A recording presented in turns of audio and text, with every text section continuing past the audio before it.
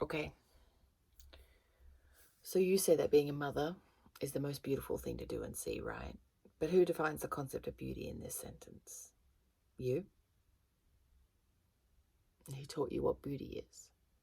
Most likely your family, books, magazines, etc. What I would call society. And they probably taught you that you're going to find beauty and ultimate happiness only once you give birth, right? Well, that's not necessarily true for everybody.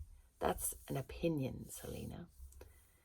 See, I was 37 when I first realized that beauty is just an opinion.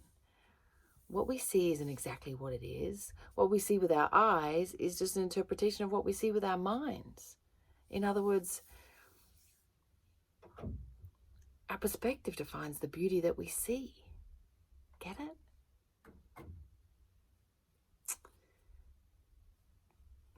Beauty is dependent on the eyes that find it, right? What people around you think about beauty and happiness is based on what society has conditioned them to think and to believe in. And you don't necessarily have to follow those rules if you don't want to, though.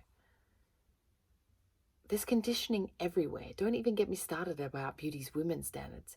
Society pretends to teach us how to be a woman, how to be a man, how to define beauty, how to judge, how to be happy, how to love, blah, blah. What amazes me that there's only like such a small percentage of us that even stop for 2 minutes to question if any of these concepts are even true. Selena, look, I'm just a woman and I've been on this planet for a certain amount of time, but I am no less a woman because I am not a mother. I've always had this pair of eyes and they let me see more and further than society's ever let me see. Did I ever tell you about the day that I found out about all of this? I was around 37 and I lived through a day where I finally realized what beauty really looks like. And it blew my mind. And that was the day that I gave up the suffering of being an unaccomplished woman based on this society's standards. You know, sometimes it feels like society on some level is trying to punish us for not being born a man, you know? Like, they make all these rules of how we can use our body and teach us that, our best moment, the only peak in our lives is when we have a kid. And they tell us that, choosing not to be pregnant is a sin.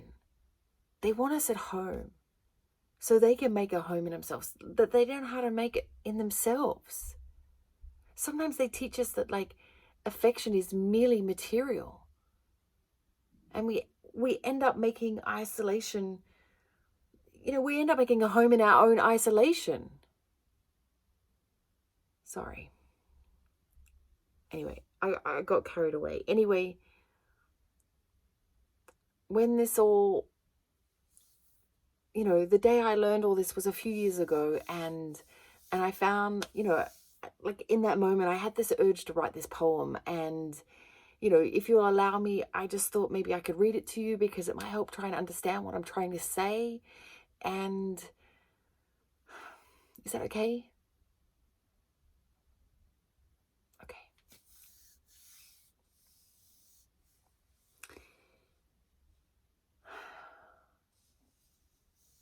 My heart is love. My dreams are big. I will not stop unless you give. Give me the power to be myself. Give me the love to free myself. I will not stop for what I do not have. I will not stop for what I cannot have. This is my time to be myself, to find a way to share my gifts, to breed. Is something that I don't need. And I will not, I cannot stop based on this need.